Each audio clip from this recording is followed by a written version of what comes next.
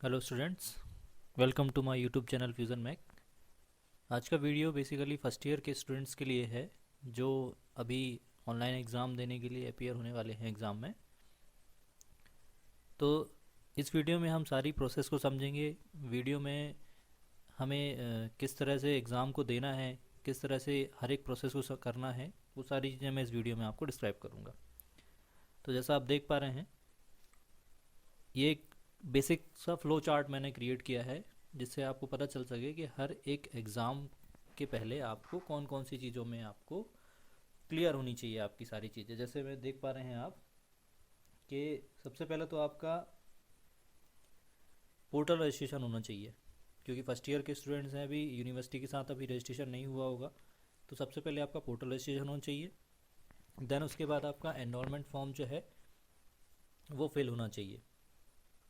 Enrolment form fill होने के बाद उस एनरोलमेंट फॉर्म में आपका स्टूडेंट प्रोफाइल जो है वो कंप्लीट होनी चाहिए। जैसे स्टूडेंट प्रोफाइल से बात करूं तो आपकी डिटेल्स, एड्रेस, आपके father's name, mother's name, date of birth, email ID, ये बेसिक डिटेल्स जो हैं वो आपकी फिल होनी चाहिए।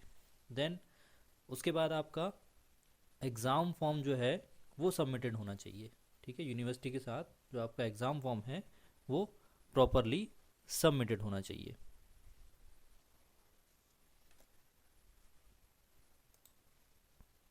तो एग्ज़ाम फॉर्म सबमिशन के बाद आगे की प्रोसेस पे बात करें तो आपका जो है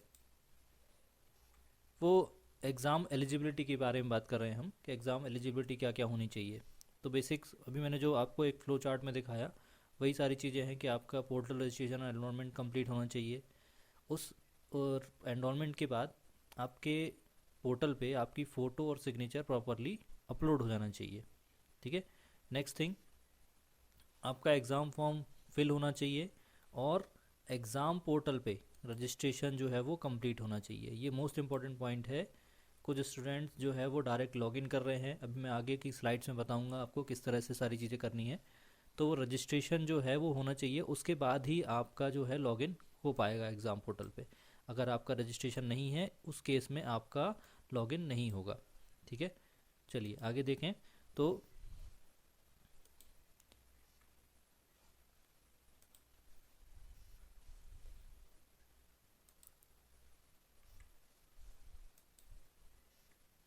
तो अलग अलग कोर्सेज़ के लिए जो है वो पोर्टल हर एक कोर्स के हिसाब से अलग अलग है यूनिवर्सिटी का।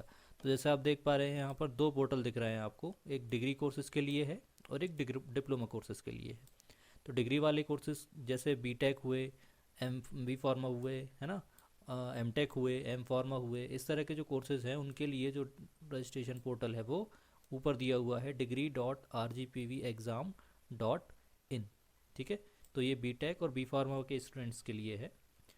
दूसरी बात करें तो डिप्लोमा कोर्सेज़ के लिए जो है वो poly.rgpv.in, ये जो मैं अभी जिस पे अभी रेड मार्क बना रहा हूँ, ये जो है ये डिप्लोमा वाले बच्चों के लिए है।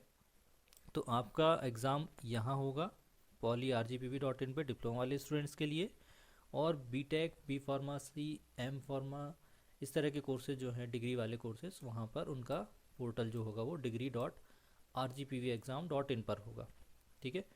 एक और इम्पोर्टेंट बात कि ये दोनों जो पोर्टल हैं वो दोनों पोर्टल जो हैं वो गूगल क्रोम में प्रॉपरली वर्क करते हैं। जैसे आप देख पा रहे हैं मैंने लोगो भी बनाया है सभी के फ़ोन में, लैपटॉप में। ठीक है, तो आप इसको हमेशा गूगल क्रोम में ही ओपन करें, अदरवाइज़ ये जो वेबसाइट है वो प्रॉपरली वर्क नहीं करेगी किसी और ब्राउज़र में। कुछ बच्चे मोज़िला में या इंटरनेट एक्सप्लोरर में खोलने की कोशिश करेंगे तो ओपन तो हो जाएगी पर प्रॉपरली वो वर्क नहीं करेगी। तो कोशिश ये करें कि इसी तरह के क्रोम में से ओपन करें। ठीक है, थोड़ा सा आगे चलते हैं, ऑनलाइन एग्ज़ाम की प्रोसेस के बारे में समझते हैं क्या क्या प्रोसेस है। तो सबसे पहले अभी मैंने बात की कि आपका जो एग्ज़ाम पोर्टल है वो हमेशा गूगल क्रोम में ही ओपन करें, प्रॉपरली ओपन उसी वेब ब्राउज़र में हो पाएगा। सेकेंड थिंग, जब आप एग्ज़ाम पोर्टल के लिए लॉगिन करेंगे, अब एग्ज़ाम पोर्टल डिग्री वाले स्टूडेंट्स के लिए अलग है, डिप्लोमा वाले स्टूडेंट्स के लिए अलग है। तो वो मैंने अभी पिछली स्लाइड्स में दिखा दिया आपको। तो जैसे ही आप ओपन करेंगे पोर्टल, इस तरह का कुछ एक डैशबोर्ड ओपन होगा, आप देख पा रहे हैं स्क्रीन पे। इस डैशबोर्ड में आपको ऊपर जो अभी देख पा रहे हैं, ये बेसिकली डिप्लोमा का पोर्टल है। डिग्री वाला पोर्टल भी खोलेंगे आप तो यहाँ पर केवल वेबसाइट चेंज होगी, उसका अपीयरेंस जो है वो इसी तरह से दिखेगा आपको, ठीक है। नेक्स्ट थिंग, अगर हम एग्ज़ाम पोर्टल पे रजिस्टर्ड हैं, ठीक है, जैसा मैंने अभी पहले बताया आपको रजिस्ट्रेशन करना ज़रूरी है। अगर आप ऑलरेडी रजिस्टर्ड हैं तब तो आप रजिस्टर पर क्लिक नहीं करेंगे, ठीक है। यदि आपने रजिस्ट्रेशन नहीं किया है तो आप रजिस्टर पर क्लिक करेंगे। जैसा आप देख पा रहे हैं यहाँ मैंने एक रेड कलर का एक रेक्टेंगल बनाया हुआ है कि हमें रजिस्टर पर क्लिक करना है। इसके बाद मैं आगे चलूँ, जब मैं रजिस्टर पर क्लिक करूँगा तो मुझे कौन सी विंडो दिखेगी, मुझे इस तरह की विंडो मिलेगी जो रजिस्ट्रेशन का पेज है, आप देख पा रहे होंगे, ठीक है। इसका एक सेपरेट वीडियो मैंने अपने चैनल पर डाल के रखा हुआ है, आप चाहें तो वो आई बटन में जाके देख सकते हैं। आई बटन पे आपको उसका लिंक मिल जाएगा। यहाँ से आप अपना रजिस्ट्रेशन करेंगे इस पोर्टल के लिए, ठीक है, जो आपका एग्ज़ाम पोर्टल है। नेक्स्ट थिंग, यदि आपका रजिस्ट्रेशन ऑलरेडी है, ठीक है, तो मैं लॉगिन पे क्लिक करूँगा, ठीक है। लॉगिन का आप देख पा रहे हैं यहाँ पर मैंने इसको रेड कलर के एक रेक्टेंगल से मार्क किया हुआ है, ठीक है। तो आप यहाँ लॉगिन पे क्लिक करेंगे। जैसे ही आप लॉगिन पे क्लिक करेंगे आपका एक लॉगिन का पेज इस तरह से ओपन हो जाएगा, ठीक है। ये लॉगिन पेज है। अब लॉगिन पेज में आपसे दो डिटेल पूछी जाएंगी। सबसे पहले तो आपका एनरोलमेंट नंबर और दूसरा पासवर्ड, ठीक है। एनरोलमेंट नंबर जब आप एनरोलमेंट कर लेंगे यूनिवर्सिटी के साथ तब आपका एनरोलमेंट नंबर आपको मिल जाएगा। नेक्स्ट जो पासवर्ड है, पासवर्ड आपको तब मिलेगा जब आप इस एग्ज़ाम पोर्टल पे रजिस्ट्रेशन कर लेंगे, ठीक है। रजिस्ट्रेशन कर लेंगे तो पासवर्ड आप अपने हिसाब से क्रिएट करेंगे इसके लिए, ठीक है। इस बात को लेकर कंफ्यूज ना हो कि आपका स्टूडेंट लॉगिन का रजिस्ट्रेशन का पासवर्ड जो है वही पासवर्ड यहाँ काम करेगा, ठीक है। वो पासवर्ड आपका अलग क्रिएट किया होगा आपने, ये एग्ज़ाम पोर्टल का पासवर्ड आप अलग क्रिएट करेंगे, ठीक है। इसके रजिस्ट्रेशन का भी मैंने लॉगिन का भी एक वीडियो है क्रिएट किया, आप चाहे तो आप मेरे चैनल पे जाके देख सकते हैं। आगे चलें तो जैसे ही आप लॉगिन करेंगे, डिटेल्स आपकी क्लियर फिल कर लेंगे तो इस तरह का कुछ पेज एक खुलेगा, आप स्टूडेंट डैशबोर्ड जिसे हम कहें। इस स्टूडेंट डैशबोर्ड पे आपको कुछ बेसिक डिटेल्स दिख रही होंगी। जैसे आप देख पा रहे हैं यहाँ आपको अपना नाम दिखेगा स्टूडेंट नेम में, ठीक है। कुछ बेसिक डिटेल्स होंगी जो हिडन रहेंगी, मोबाइल नंबर और आपका ईमेल। इस तरफ के सेक्शन में आपको आपके सब्जेक्ट दिखेंगे। जैसे आप देख पा रहे हैं ये वाला सेक्शन जो होगा वो आपका सब्जेक्ट शो करेगा कि आपके कौन कौन से सब्जेक्ट में आपको इस सेमेस्टर में अपीयर होना है, ठीक है। कुछ हो सकता है कि कुछ बच्चों के केवल 2 पेपर शुरुआत के दिख रहे हों, ठीक है। तो उस चीज़ को लेकर पैनिक ना हो, आपके जैसे जैसे एग्ज़ाम होते जाएंगे वो और पेपर इसमें ऐड होते जाएंगे, ठीक है। नेक्स्ट थिंग, अभी आपके सभी एग्ज़ाम के सामने आप देख पा रहे होंगे, कुछ एग्ज़ाम के सामने इस तरह से नॉट अवेलेबल दिखा रहा होगा, जैसे यहाँ पे आप देख पा रहे हैं, ठीक है। तो वो नॉट अवेलेबल आपका कब होगा एक्टिव, जब आपके एग्ज़ाम के केवल 2 दिन बचे होंगे। जैसे सपोज़ किसी का एग्ज़ाम 25 ऑफ जनवरी को है तो ये जो अवेलेबल है वो 23 ऑफ जनवरी को शो करने लगेगा। थोड़ा सा और आगे चलें तो ये कुछ हमारा इस तरह का डैशबोर्ड होगा। अब जैसे सपोज़ मेरा एग्ज़ाम अप्लाइड मैकेनिक्स का है, जैसा आप डैशबोर्ड पर देख पा रहे हैं, तो अप्लाइड मैकेनिक्स के आगे आपको पेपर टाइप दिख रहा होगा, ये ऑनलाइन पेपर है, ठीक है, और एग्ज़ाम जो है अवेलेबल है। अब जैसे मेरा एग्ज़ाम सपोज़ 12 बजे से है तो 12 बजे ये जो स्टार्ट एग्ज़ाम का बटन है ये एक्टिव हो जाएगा, और जैसे ही मैं 12 बजे इस एग्ज़ाम बटन पर क्लिक करूँगा तो इस बटन में इस तरह से मैं यहाँ पर जब क्लिक करूँगा तो मुझे एक इंस्ट्रक्शन का पेज दिखेगा, जो एग्ज़ाम से रिलेटेड सारे इंस्ट्रक्शन होंगे उसका एक पेज ओपन होगा। उस पेज में सारे इंस्ट्रक्शन के बाद नीचे आपको स्टार्ट एग्ज़ाम का बटन मिलेगा, जहाँ से आप एग्ज़ाम स्टार्ट कर पाएंगे। जैसे आप स्टार्ट एग्ज़ाम करेंगे तो आपको इस तरह का मैसेज मिलेगा। ऐप जो वो वेबसाइट है वो आपके फ़ोन के या लैपटॉप के कैमरे को एक्सेस करने की परमिशन मांगेगी। ठीक है, इस परमिशन के लिए भी मैंने अपने एक चैनल पे एक वीडियो डाला हुआ है, उसकी लिंक आपको यहाँ पर आई बटन में मिल जाएगी।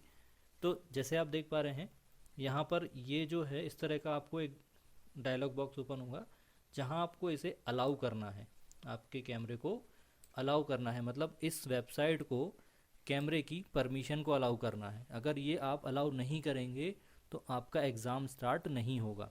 ये मोस्ट इम्पॉर्टेंट थिंग है, बहुत से बच्चों के साथ ये इशू आएगा, तो ध्यान रखें इस चीज़ को कि इसे हमें अलाउ करना है। इन केस हम अलाउ नहीं करेंगे तो एग्ज़ाम का क्वेश्चन आपके अपीयर नहीं होंगे और वेबसाइट जो है वो फिर से आपको लॉग आउट कर देगी, और इस तरह से बार बार आप करते रहेंगे और अननेसेसरी परेशान होंगे। ठीक है, जैसे ही आप उसको अलाउ करते हैं, जैसे मैंने सपोज़ इस तरह के डायलॉग बॉक्स आए, मैंने अलाउ किया तो मेरे क्वेश्चन पेपर का मुझे क्वेश्चन पेज दिखने लगेगा कुछ इस तरह का।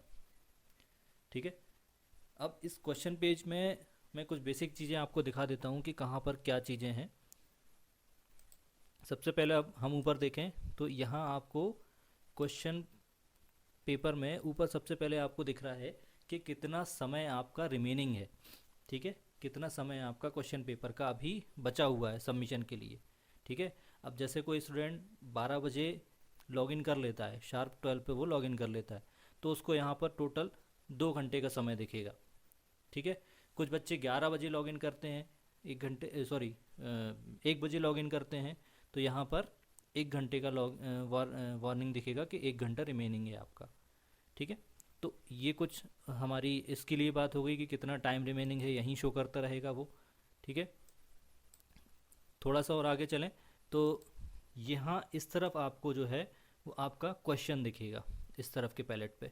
ठीक है, यहाँ आपको क्वेश्चन दिखेगा और उसके नीचे आपको 4 ऑप्शन मिलेंगे। जैसे ही आप किसी ऑप्शन को क्लिक करेंगे वो आंसर सिलेक्ट हो जाएगा। ठीक है, इन केस आपको आंसर चेंज करना है तो आप दोबारा से उसी क्वेश्चन में किसी और ऑप्शन पर क्लिक कर देंगे। ठीक है, तो जैसे ही आप किसी और ऑप्शन को क्लिक करेंगे तो वो जो ऑप्शन है उसका कलर चेंज हो जाएगा।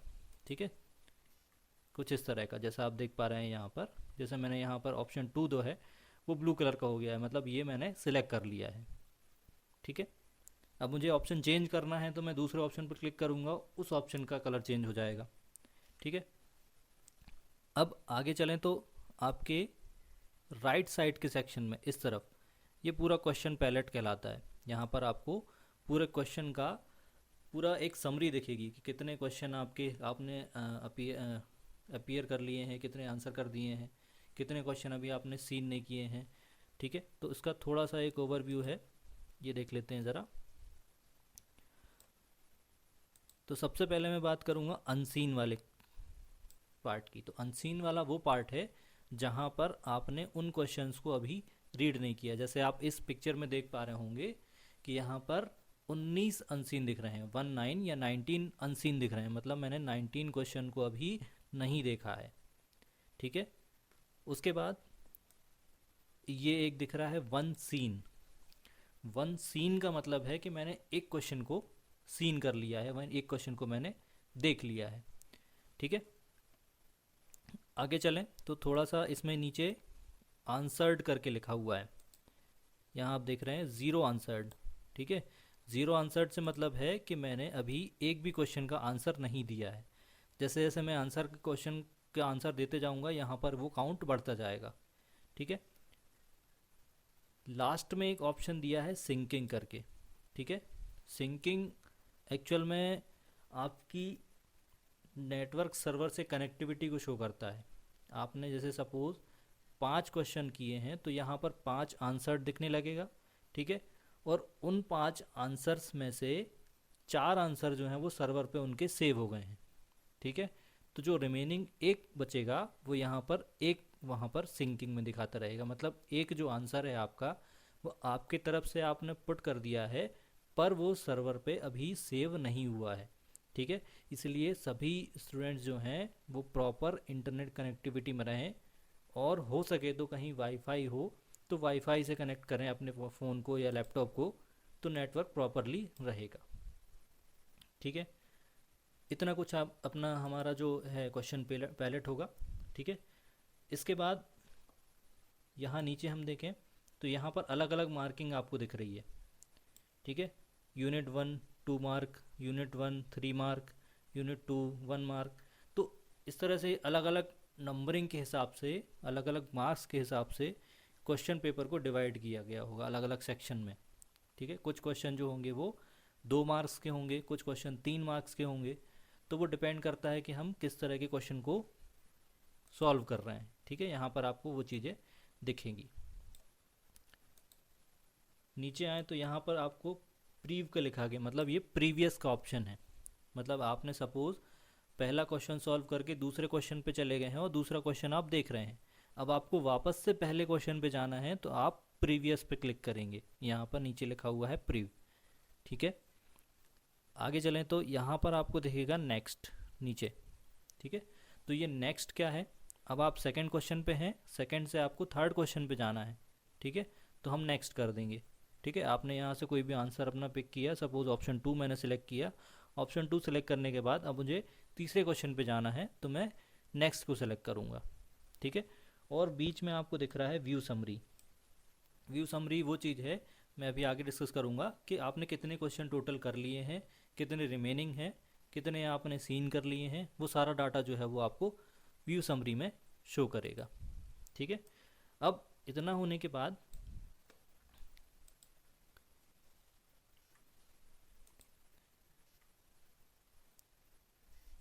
आप ये व्यू समरी का व्यू इस तरह से दिखेगा आपको जब आप अपनी व्यू समरी पे जाएंगे। ठीक है, तो व्यू समरी में आप देख पा रहे हैं यहाँ पर अलग अलग ऑप्शन दिख रहे हैं। कुछ दिख रहे हैं अनसीन, है ना, कुछ दिख रहे हैं आंसर्ड। ठीक है, 1 सीन और 0 सिंकिंग। ठीक है, तो जब हम इन चारों ऑप्शन के बारे में भी मैंने पहले डिस्कस कर लिया है, तो जब तक हमारी सिंकिंग इस तरह से 0 ना हो जाए, जैसा आप इसमें देख पा रहे होंगे सिंकिंग वाला ऑप्शन, ये सिंकिंग वाला ऑप्शन 0 ना हो जाए तब तक हमें सबमिट नहीं करना है। ठीक है, सबमिट कब करना है, जब सिंकिंग 0 हो जाए, पहली बात। दूसरी बात, इस पेपर में कोई भी माइनस मार्किंग नहीं है। ठीक है, तो हमें सारे क्वेश्चन अटेंड करना है, कोई भी क्वेश्चन नहीं छोड़ना है। जब तक सारे क्वेश्चन अटेंड नहीं कर पाएँ तब तक आप सबमिट ना करें। ठीक है, तीसरी बात, इस क्वेश्चन पेपर के सबमिशन के लिए कोई बाउंडेशन नहीं है। दैट मीन्स आप 12 बजे लॉगिन करते हैं और आपका पेपर मान लीजिए 12:30 तक कंप्लीट हो जाता है, तो आप 12:30 बजे सबमिट कर सकते हैं। ठीक है, नेक्स्ट थिंग, सपोज़ आप 12 बजे लॉगिन नहीं कर पाए, आप लेट हो गए कुछ समय लॉगिन करने में, तो आप जिस समय भी लॉगिन करेंगे उस समय आपका पेपर खुल जाएगा। कंडीशन ये रहेगी कि वो पेपर 2 बजे तक ही आप ओपन कर पाएंगे। 2 बजे के बाद यदि आप लॉगिन करेंगे तो एग्ज़ाम नॉट शेड्यूल्ड शो करेगा, वो एग्ज़ाम नहीं दे पाएंगे आप। ठीक है, आप 2 बजे के पहले पहले यदि लॉगिन कर लेते हैं तो आपका पेपर ओपन हो जाएगा अपने पोर्टल पे। ठीक है, इतना होने के बाद हम जाएंगे हमारे सबमिट ऑप्शन पे। जब मैंने अपने सारे क्वेश्चन सॉल्व कर लिए तो वो सबमिट पे चला जाऊंगा मैं। जैसे ही मैं सबमिट करूंगा तो सबमिट के बाद एक नेक्स्ट विंडो ओपन होगी जो आपको ये बताएगी कि आपका क्वेश्चन पेपर जो है वो सक्सेसफुली सबमिट हो गया है। ठीक है, कुछ इस तरह की, your exam is successfully submitted. इतनी विंडो आने के बाद हमारा जो एग्ज़ाम है वो प्रॉपरली सबमिट हो जाएगा। ठीक है, तो आई होप आपको सभी चीज़ें क्लियर हुई होंगी।